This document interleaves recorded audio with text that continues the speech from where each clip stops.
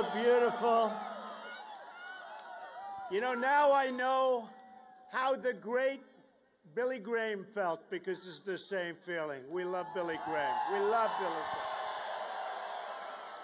You know, this all started.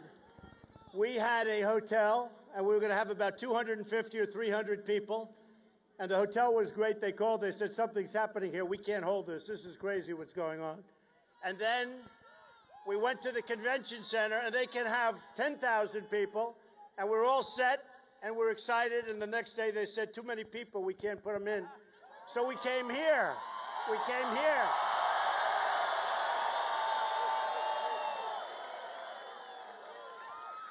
You know, today, if you notice, we have a stock market not doing so well. We have a country not doing so well. We've been saying it for a long time. We have politicians, other than the few politicians that are with us tonight, right? We'll exclude them. But we have politicians that don't have a clue. They're all talk, they're no action. What's happening to this country is disgraceful.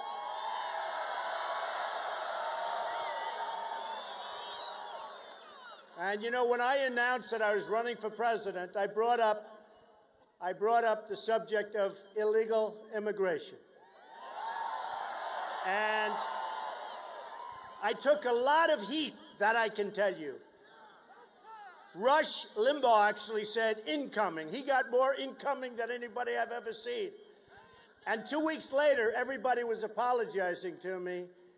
They saw that I was right. Between what happened in San Francisco to incredible Kate and her family is such an incredible family, and Jamil and so many people have been so badly hurt. The other day in California last week, a woman, 66 years old, a veteran, was killed, raped, sodomized, tortured, and killed by an illegal immigrant. We have to do it. We have to do something. We have to do something.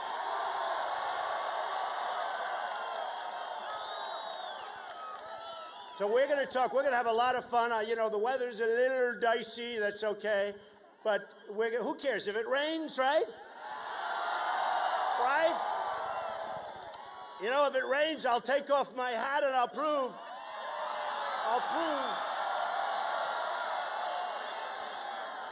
once and for all that it's mine, okay? So we're going to talk about a lot of different subjects, and you know, it's nice Friday night. What the heck, right? What's better? What's better?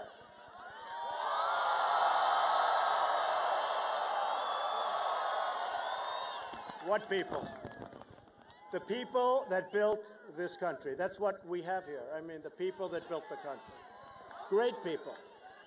So we'll start with a little talk on the illegal immigration, what's going on.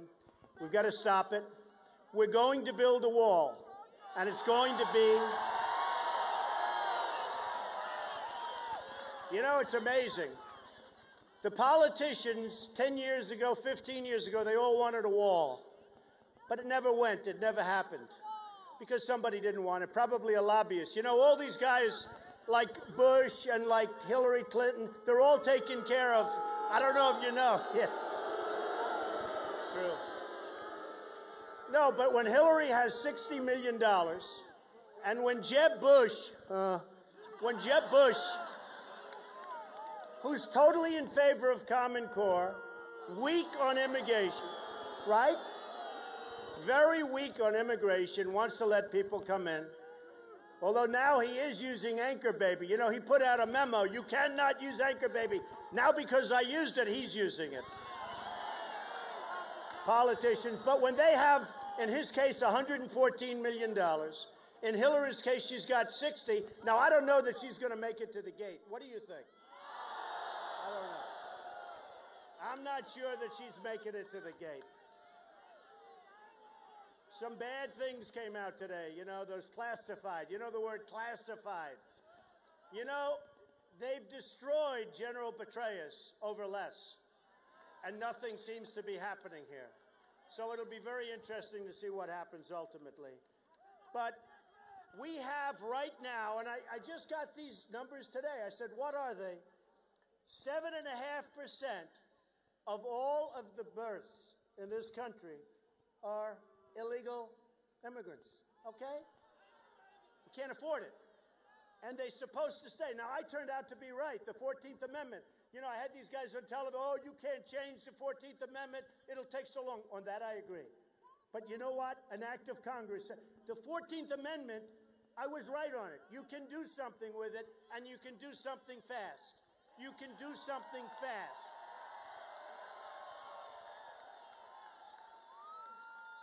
So we have 300,000 babies a year, 300,000 that you have to take care of, we all have to take care of. And you know, in the case of other countries, including Mexico, they don't do that. It doesn't work that way. You don't walk over the border for one day and all of a sudden we have another American citizen. It doesn't work that way. Mexico doesn't do it. Other places don't do it. Very few places do it. We're the only place just about that's stupid enough to do it. So I decided to run. I've gotten an amazing reception. We have to say, has this been crazy?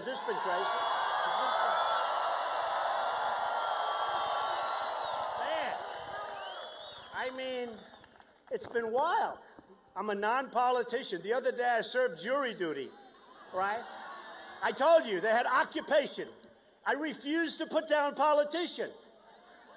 But I will say this, we have a great politician here. We have a man here who really helped me, and he's the one person I sought his counsel because he's been so spot on. He's so highly respected. Has anybody ever heard of Senator Jeff Sessions? Jeff, come up. Where's Jeff? Get over here, Jeff. Look at him. He's like 20 years old. Unbelievable guy. Look at this guy.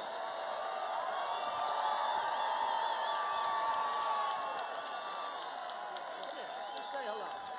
Come here, Jeff. Just say hello. Donald, welcome to my hometown, Mobile, Alabama.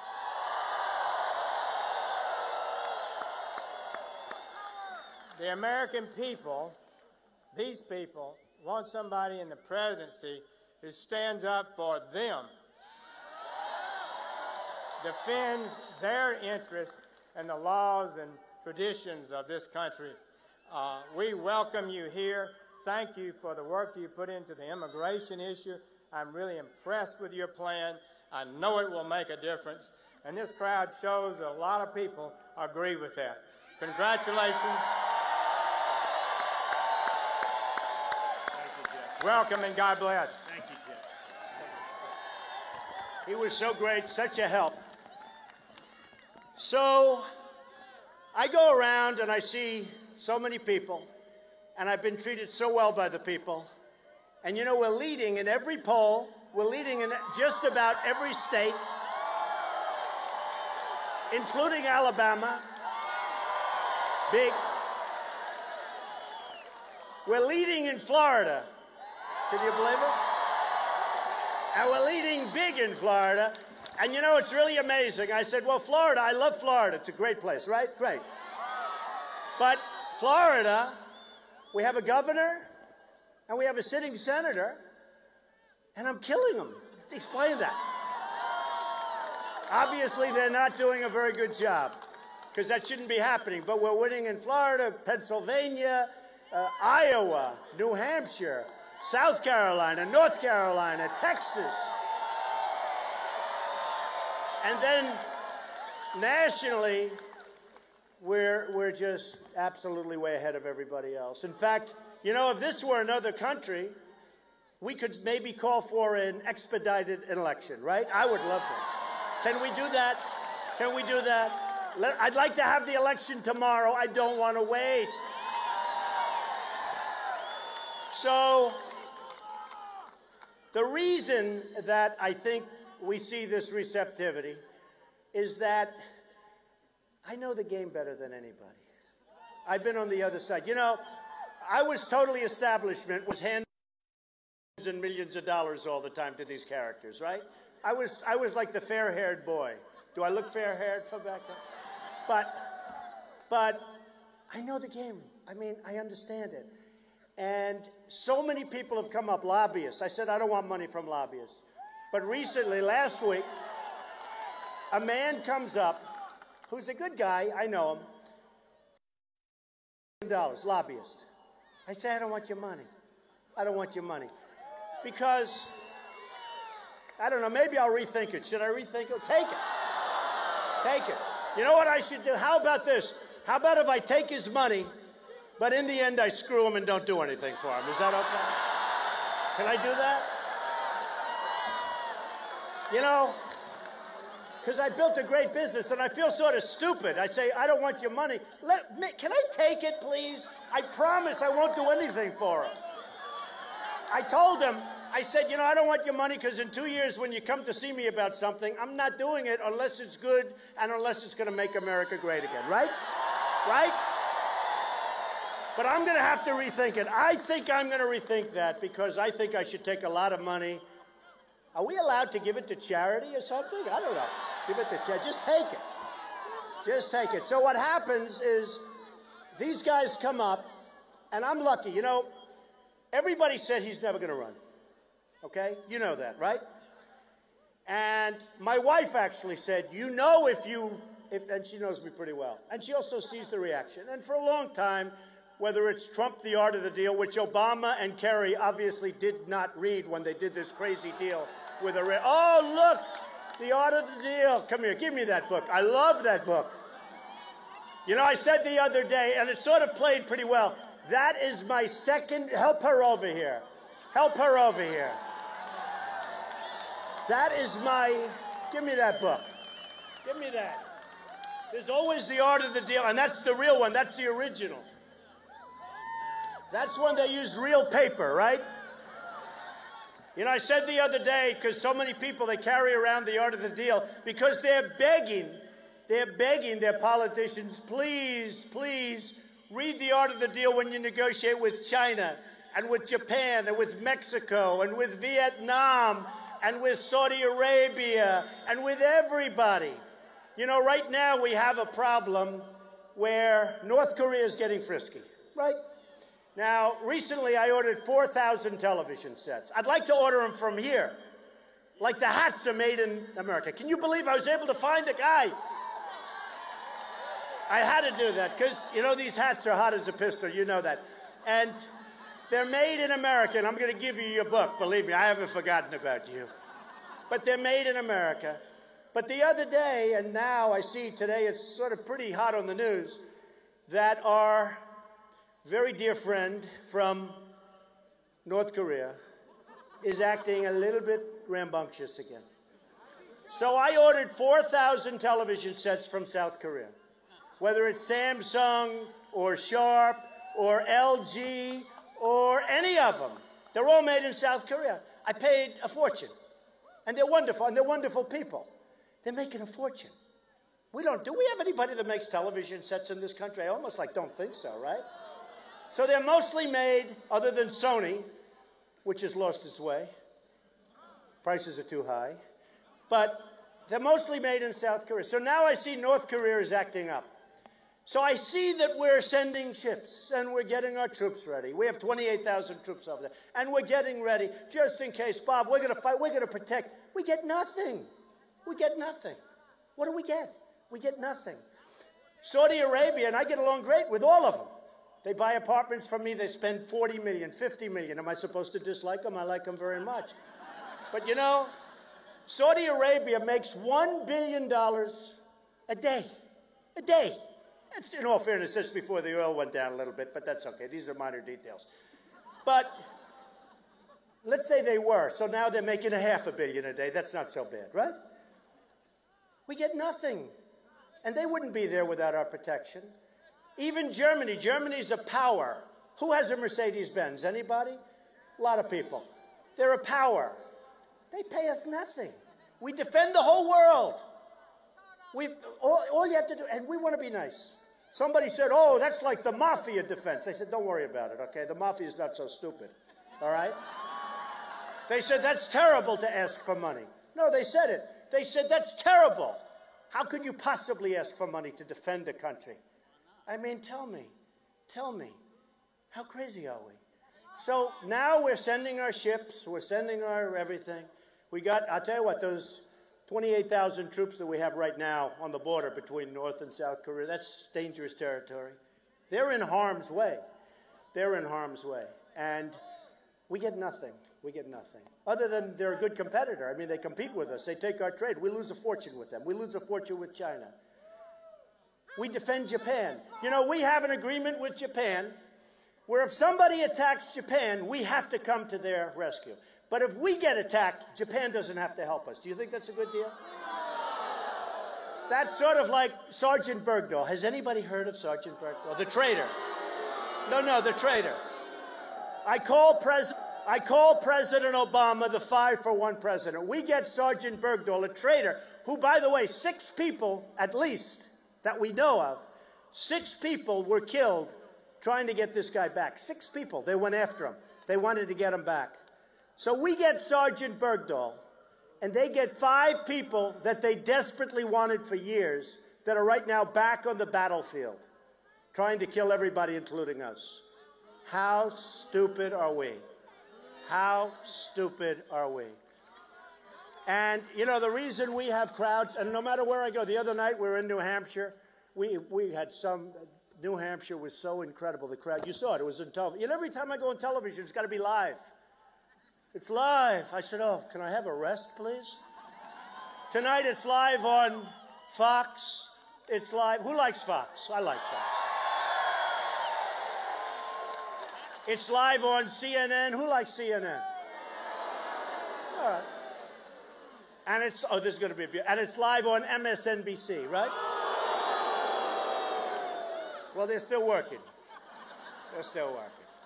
But I said, you know, how come it always has to be live? Why don't they just cover me like anybody else, where they go the next day and they show a little clip? Every time I speak, it has to be live. It's not this ridiculous. But it's okay, right? We have to suffer with it. But look, the reason I have this really incredible enthusiasm, and I really appreciate you, especially with this weather and this heat and everything else, but the reason I have it is because I do know what I'm doing. And I don't say that in a braggadocious way. You people are looking for somebody that knows what he's doing, whatever it is. You know, thank you, darling. I'm going to sign her book. I got to get her the hell out of here. She's so beautiful. I said it the other night. My second favorite book of all time. What's my first favorite book? The Bible. The Bible. And as much as I love The Art of the Deal, it's not even close. We take the Bible all the way, right? Okay, thanks. So I was saying, so they said I wasn't going to run. And everybody said, oh, he's never going to run. Never going to run. He's just having fun. Just a good time. His brand, and like I care, my brand. At this point, you know, my brand. I mean, I lose gutless Macy's because I said about illegal immigration, they dropped my brand, and I'm supposed to be. They're gutless. They're all gutless. I have to sue Univision. Univision, my poor Miss Universe people, the beautiful girls, these beautiful women, some are girls, but beautiful women. And I get dropped by, think of it, you have these magnificent women that work all their life to be in the Miss USA contest and the Miss, and 2 weeks before the contest, NBC and Univision drop because they thought my tone was a little bit strong. And it turned out I was right. So here's the good news. I sued them both. And, I mean, in the case of Univision, I sued them for $500 million. I want that money. I want that money. So I actually put it on the other day, Miss USA. I put it on because it was only fair to the people. And we had it on this small network, and it was fine. But who would do that? all because they want to be so politically correct. They actually called and they said, oh, we'll get it back on soon, we'll get it back on soon. You know, in the case of a couple, they said, Trump loses NASCAR. It was all over the world. A friend of mine called, you know, because I opened with a strong statement, meaning illegal immigration. We got to solve the problem. So all over, one day it was NASCAR. Trump loses NASCAR. I said, I don't have a deal with NASCAR. It turned out that I lost NASCAR. You know what they did? They rented a ballroom at Trump Doral. Can you believe it? That was my loss of it. They had a ballroom. And by the way, I kept their deposit and rented it to somebody else. Okay. The next day, I didn't even know I had a deal with them. It turned out they had a ballroom in one of my places, Doral. The next day, ESPN severs ties with Trump. It's all over the world. ESPN. I have friends that called me from Paris. He's a great businessman. Oh, it's too bad about what happened to ESPN. You know what it was? A golf outing at one of my courses in Los Angeles. Can you believe it? This is my big deal. And this was all over the world. I mean, the press, I don't know, maybe they didn't get it. Maybe they don't get it. I was very disappointed, though, with Macy's. You know, shirts and ties, not a big deal. But they heard there were going to be 3 pickets in front of the store.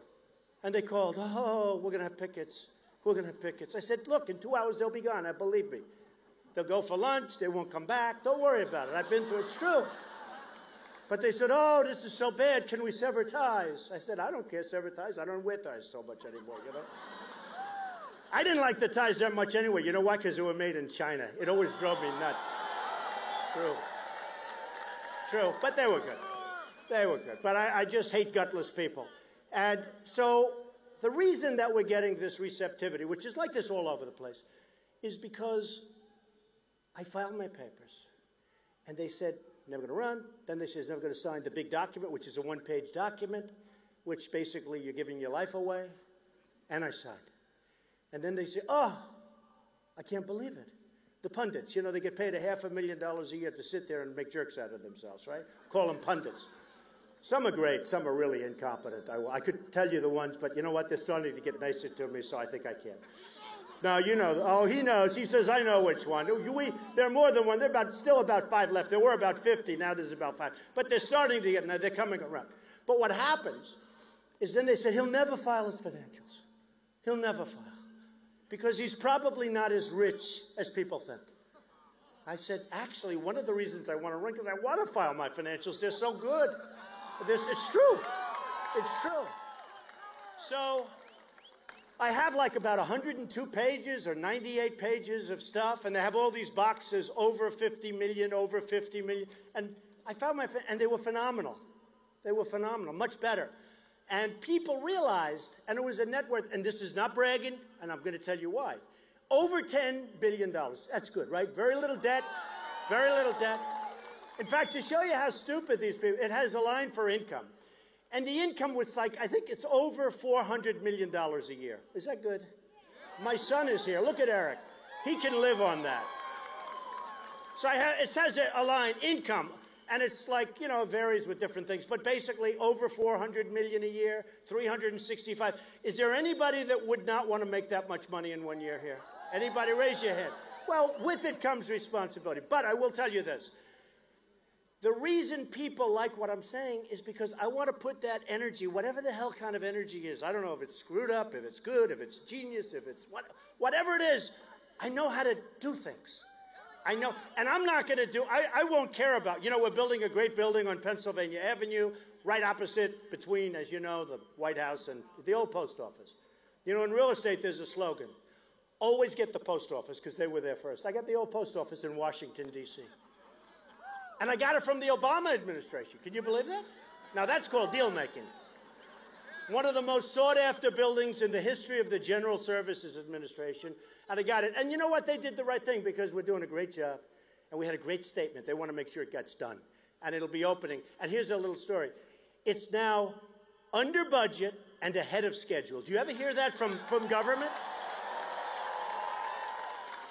And we just finished around a lot of great jobs. And my son is here, Eric Trump. And Ivanka. Has anybody ever heard of Ivanka? Has anybody? And I'll let them run it. I'm not going to let them do any big deals. Just relax, Eric. Just relax. Just comment. But you know what? I won't care about that company. My whole energy, who cares if we do a building, it doesn't mean anything.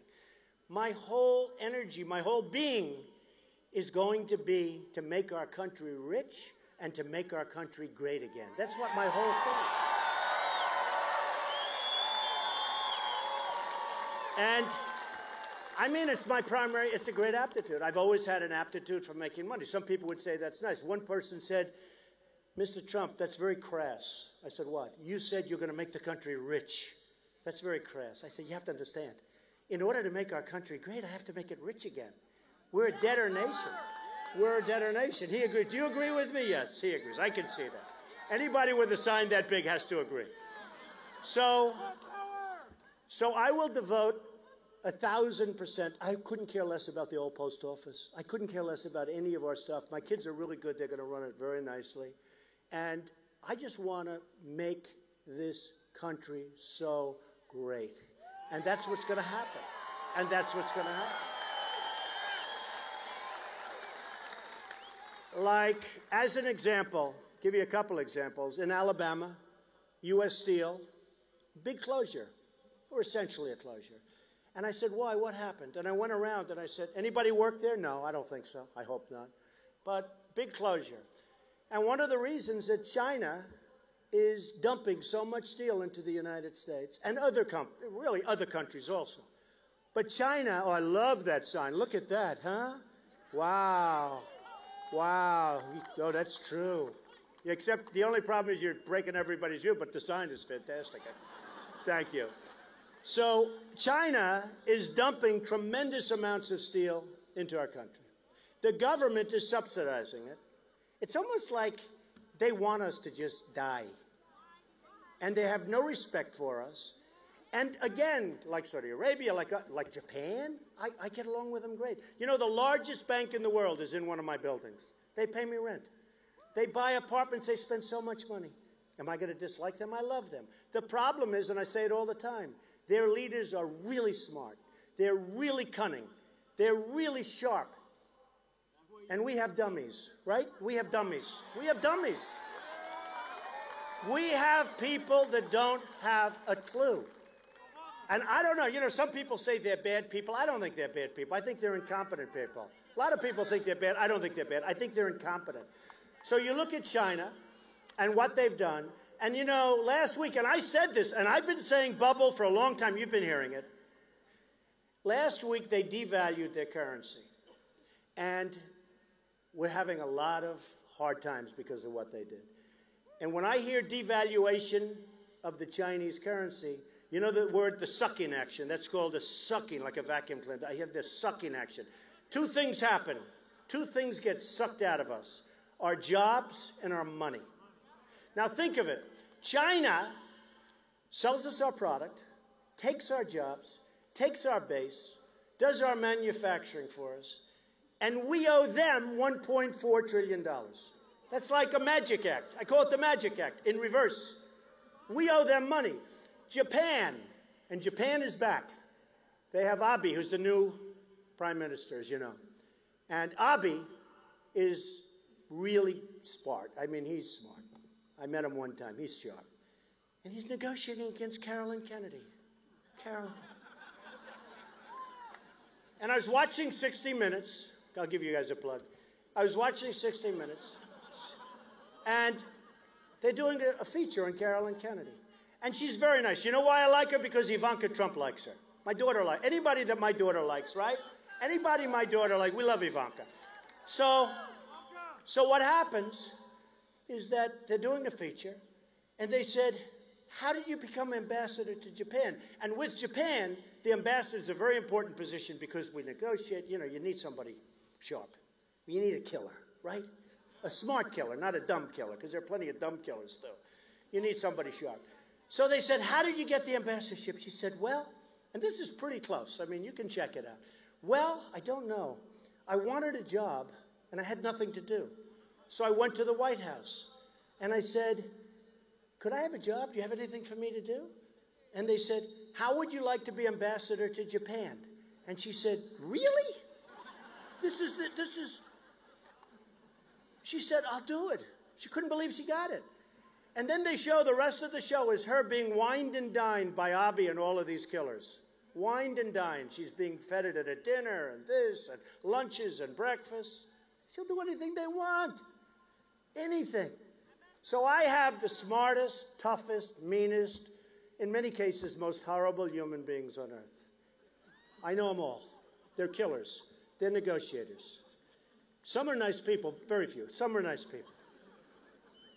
But I will put the meanest, smartest, we have the best in the world. We don't use them. We use political hacks, diplomats. We use people that don't have any business ability. We use people that have never done a job. Oh, somebody stole my plane. Damn it. No, people are pointing up to the plane. No, it's actually not mine. And, you know, like as an example, Carl Icahn. Did anyone ever hear of Carl? He's an unbelievably brilliant, tough business guy. So I called him. I had dinner with him 2 nights ago. I said, you know, Carl, I'm doing pretty well. I'm leading every poll. He said, you're doing great. He can't believe it either. And I said, if I ever get there, I want you to oversee the negotiations with China. I can give him 2. He's extraordinary. China and Japan. I'll do it. I'll do it. He's like, I'll do it. Remember when I said somebody has blood coming out of her eyes with hatred? Right? Well, he had blood coming out of her. He will do it. He is unbelievable negotiator. An unbelievable negotiator. And I know others. I know the best. I know the worst. I know the ones that are overrated. I know the ones that you've never heard about or read about that are better than all of them. But Carl's one of the greats. I mean, he's very famous, he's very rich, and he would love to do it. He'd love to give back. And he knows what's happening. They're ripping us. So they send their stuff over here. And actually, somebody the other day said, what China has done to the United States is the greatest single theft in the history of the world. It's an interesting statement. We've rebuilt China. We've rebuilt China. So, you know, we have free trade. The problem with free trade is when you have free trade, very important, you need competent leaders. That's the one problem with free trade. I like free trade. I'm a free trader. The problem is you need great negotiators and great leaders. We don't have that. So we're getting killed by everybody. I use these 3 or 4 countries. We don't make good deals. Everybody's killing us. So we will have unbelievable deals. A friend of mine is a manufacturer, and he's trying to do business with China. And what he's going through, and he's a good manufacturer, makes great product, better than what they do. They don't want him sending us stuff. Then he calls me and goes, you know, it's impossible to do business. I can't get my product. They're dumping stuff over here, comes in by the shipload. He said, it's impossible. I can't get my product. Finally, he gets a product in there, and they charge him a massive tax, which they call a tariff because it sounds a little more sophisticated, right? And he calls me and goes, it's impossible to do business with China. Boeing does business with China, and they want all of their intel. They want all of their copyrights. They want everything. Otherwise, we're not buying planes. And they're now building big factories in China. I don't blame China. I mean, I respect them. I'm not angry at them. I'm angry at our leaders for being so stupid. I'm not angry at China. And Mexico is the same thing. You know, Mexico is the new China. The other day, Nabisco, Oreos, right? Oreos. I love Oreos. I'll never eat them again. Okay? I'll never eat them again. No, Nabisco closes a plant they just announced a couple of days ago in Chicago, and they're moving the plant to Mexico. Now, why? Why? Why? Have you heard my story? My favorite story is Ford. You've heard the story with Ford? Do we want to hear it again or not? Yes. All right. I mean, that's a big one. So Ford, great company, they're building a $2.5 billion car factory in Mexico. Now, they're closing up places all over the United States. They're building this massive factory in Mexico. So I went to this great school. I was actually, you know, I was, and hopefully still am, really smart. I went to this great place, the Wharton School of Finance, hardest school to get into. Even then, it was hard to get into, the hardest. But I went to this great business school, and I get business. And I fully understand. I'm really good at this stuff. So they're building a $2.5 billion plant. They're going to close up factories in the United States. They're going to go in. They're going to build this plant. They're going to sell cars. They're going to sell them back to us. They're going to sell them all up. Where does that help us? Tell me. Explain. Explain. There's no tax. There's no nothing. There's no nothing. So we're closing plants here. They're building this massive plant in Mexico. Another plant, also another big foreign car company. There was a plant being built. It was all set to get started. They were going to announce it in Tennessee. You read about it. And this is a couple of months ago, Wall Street Journal, all set to get started. All of a sudden, Mexico took it away. And now it's not going to be built in Tennessee. It's going to be built in Mexico. So Ford is building a plant. And here's what I did. I said to myself, I give myself this, because it really is sort of right. I give myself this position. And I say, let's assume that somebody else becomes president. Wouldn't that be horrible? Wouldn't that be horrible? So let's assume somebody else becomes president. Let's assume a very low-energy person, very, very low energy. So low energy that every time you watch him, you fall asleep. But let's say, he said Hillary. Yeah, Hillary too. So let's say Jeb becomes president. Not good. Not good. First thing that happens is, like I said, your schools go to hell. People flow over the... But forgetting about that. So let's say that Jeb doesn't want this plant built. So they're going to call him the head of Ford. And you're going to say, Mr. President, we want to build it. He'll say, well, we don't want it built. The next day or the next hour, he's going to get a call from the lobbyists and the special interests and his donors. And they're going to say, hey, Jeb, we gave you $8 million of your $120 million that you raised. We gave you $8 million. We want that thing done. You can't do that to our people. Oh, well, okay, I'll approve. It's going to get done, okay? The plant will get built. That'll be it. Now, let's take Trump as president, okay? Is that better? Is that better? Here's a simple question. Who would you rather have negotiating with China, Japan, Mexico, any other? Trump or Bush?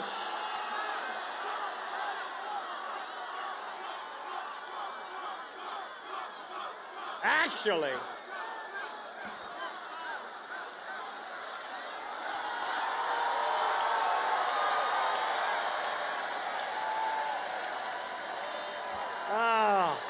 what a group.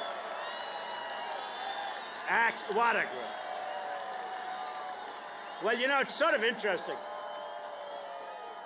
Thank you. CNN does this big report that came out last week, so I was leading in the polls. It was a poll. And everybody says, why don't I have a pollster? What the hell do I need a pollster? Every day I wake up, there's another poll, right?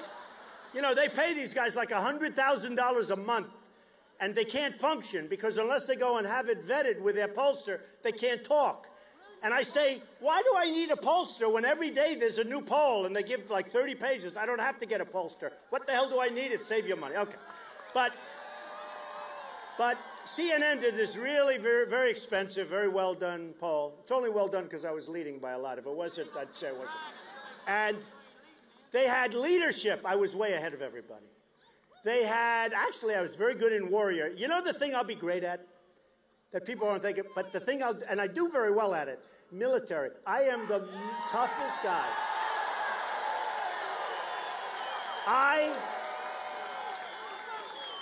I will rebuild our military. It will be so strong and so powerful and so great.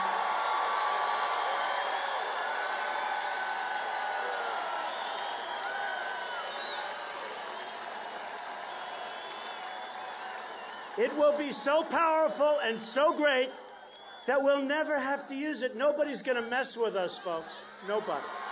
Nobody. Nobody's going to mess with us.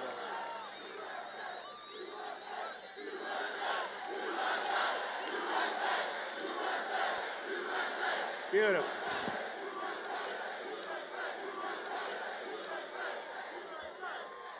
So I look at the various things to do with our country. And by the way, one of them, boy, are we going to take care of our vets, right? Right? They did a poll, another poll, but they did a poll on, like, who's one of the most popular with the vets. I was the most popular person. They like me, and I love them. Because you know why? Because for 35 years, these senators and these, other than Jeff, of course, I take Jeff, but these senators, these congressmen, these people in Washington, including presidents, they have done nothing for the vets. They have done nothing. And we're going to take care of our vets. But, so they do this poll, and in the poll, I score really high marks on almost everything. Other than they thought I wasn't a nice person. They said, who's the nicest? And I was like pretty low on that board. And I'm a nice person. But who cares? A woman came up to me. She said, I'm not sure that you're nice enough to be president. I said, you know what? This is not going to be an election based on a nice person. It's going to be based on a competent person. We're tired of the nice people.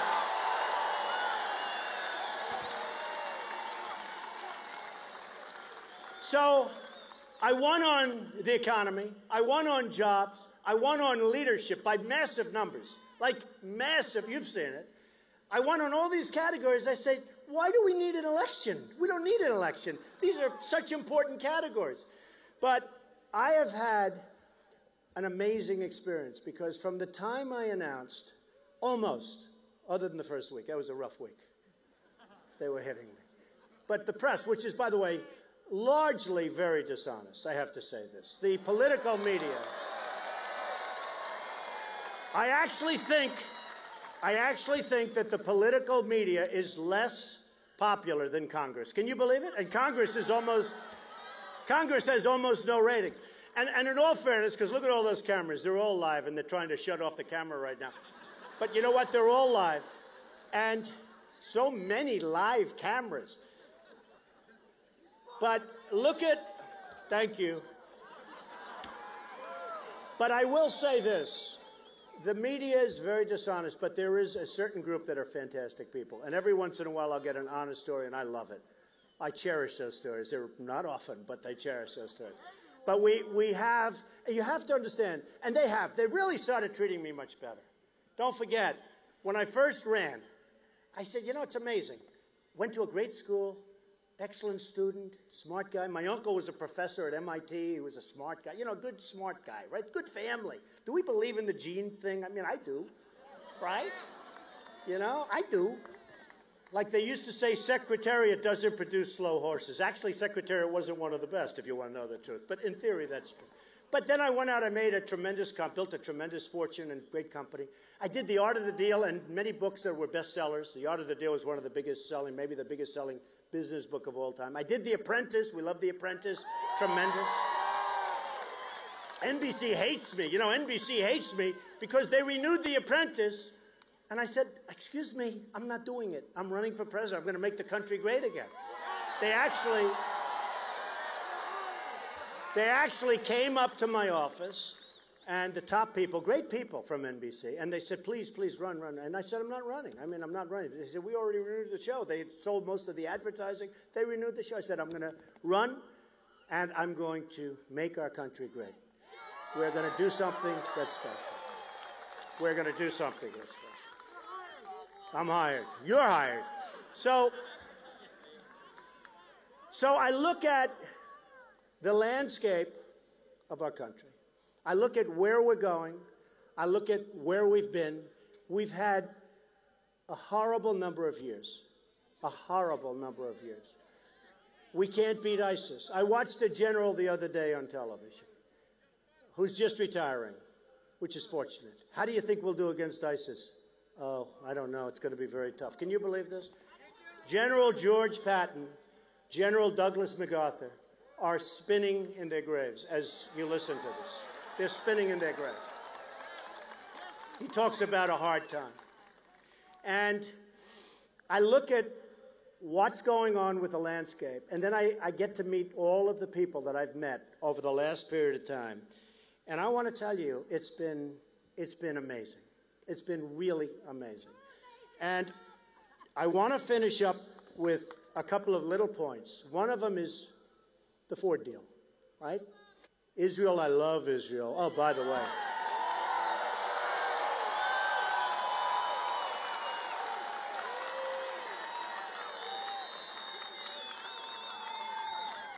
The bottom line on Ford, because some of you, I love this story because so when I get the call, I say, no. You're going to build in the United States. They're going to say, No, we don't want to do that. I say, let me tell you, sir, you're going to build in the United States. And I will be called by people, but I will not have any of their money, so I don't care. And they're going to say, and I'll call them in, and I'll say, listen, here's the story. You're building $2.5 billion in Mexico. We're going to charge you a tremendous little 35% tax, okay? 35%. And that tax is going to be for every car and every part and every truck that comes into the United States. And here's what's going to happen. Here's what's going to happen. As sure as you're standing or sitting, they're going to come back to me the following day. I would say the following afternoon. Let's say it's 12. I say by the time the day, and I don't need Carl Icahn, I don't need, this one's too easy. And they're going to come back, and they're going to say, Mr. President, no. Then I'm going to get called by the lobbyists, I'm going to get called by the special, and I'm going to say no interest, no interest. Within 24 hours, they will call and they'll say, Mr. President, what you're doing to us is terrible. We will build in the United States. We will build the plant in the United States. 100%. And I'll say the same thing to Nabisco. It doesn't help us. It doesn't help us. When you look at what's going on, when you look at what's going on, where Nabisco's closing and so many places are closing, when you look at the kind of money that these countries are making, and I'm naming a few, I mean so many countries, we don't have anything left. We're running on fumes. We're running on fumes. There's nothing here. When you look at what happens, they're so much sharper. They're so much smarter. And we're not going to have a country left. We need to have our borders. We need to make great deals. You know, the man in the back just shouted Israel. How would you like to be Israel right now? They relied on us. They're a voice of sanity. They're great people. And we have a deal that is so incompetent, so bad. Think of the deal. We make a deal. Our chief negotiator goes into a bicycle race at 73 years old. He falls, he breaks his leg. That was the good part of our deal. That was the only thing that happened. No, think of it.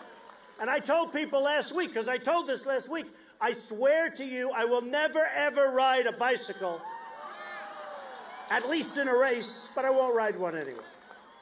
But we have a new thing that just came up yesterday in the deal. We know all about the 24-day period, right?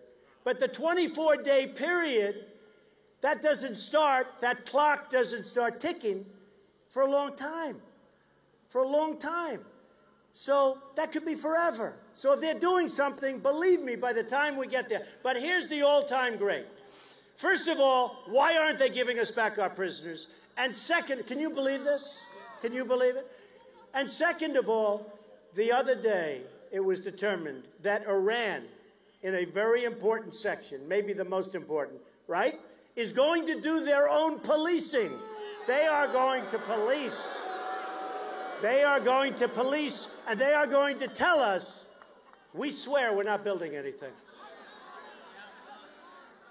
It's so sad. It's so sad. Obamacare.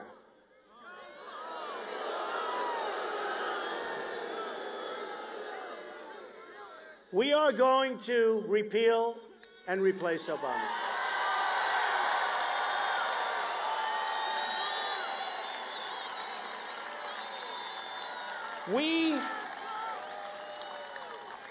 We are going to come up with a plan, and there are so many different ways. You know, you don't know this because you don't think of Obama this way. Do you know who the biggest beneficiaries of Obamacare are? The insurance companies. The insurance companies. Remember I told you, special interests and lobbyists. The insurance companies love it. We could have such great plans if we'd get rid of the artificial lines around every city. I have a huge company, and when I negotiate, I'd like get one group. You can't negotiate. Some of the people that own businesses know what I'm talking about. The insurance companies are so protected. They're making a fortune. We're going to end that. We're going to make it so competitive. We're going to get rid of the artificial barriers. You're going to get such great plans.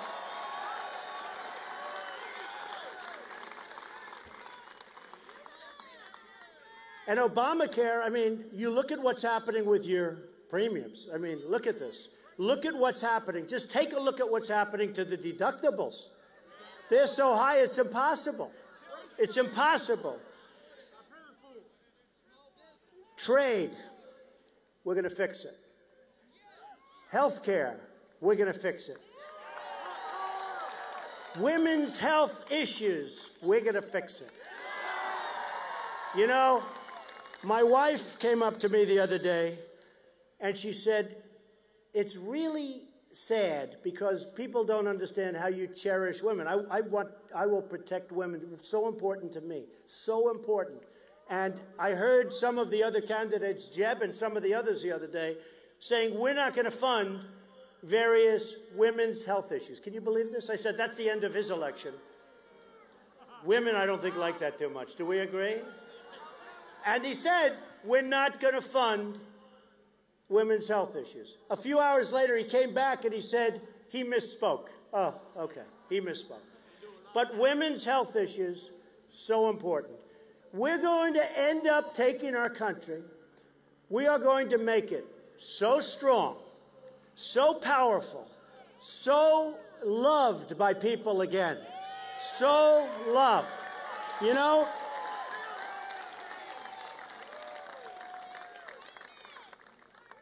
one of the problems that we have, and you don't see it tonight, but you see it, is a tremendous lack of spirit. And I actually thought that President Obama, the one thing, he was inexperienced, he never produced a job, lots of other things. But I actually thought that he would be a really great cheerleader for the country when he was elected. I thought that he would. And he's really turned out to be a great divider as opposed to a great unifier. Really has. And you look at Baltimore, you look at Ferguson, you look at St. Louis last night, over the last week. You look at all the things that are happening. We're sitting on powder kegs. There's no spirit. There's no jobs. There's no anything. We are going to take this country. I am going to be the greatest jobs president that God ever created. I will tell you that. I will tell you.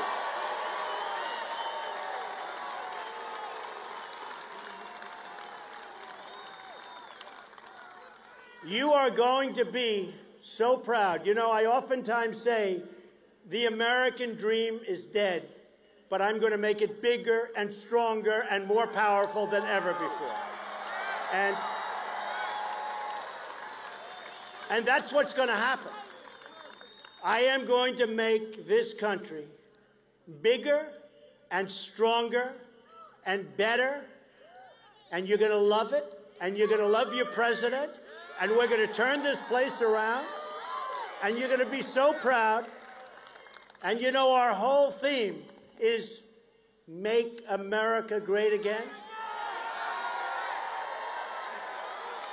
We are going to make America better than it's ever been, and we're going to love doing it, and we're going to have fun doing it.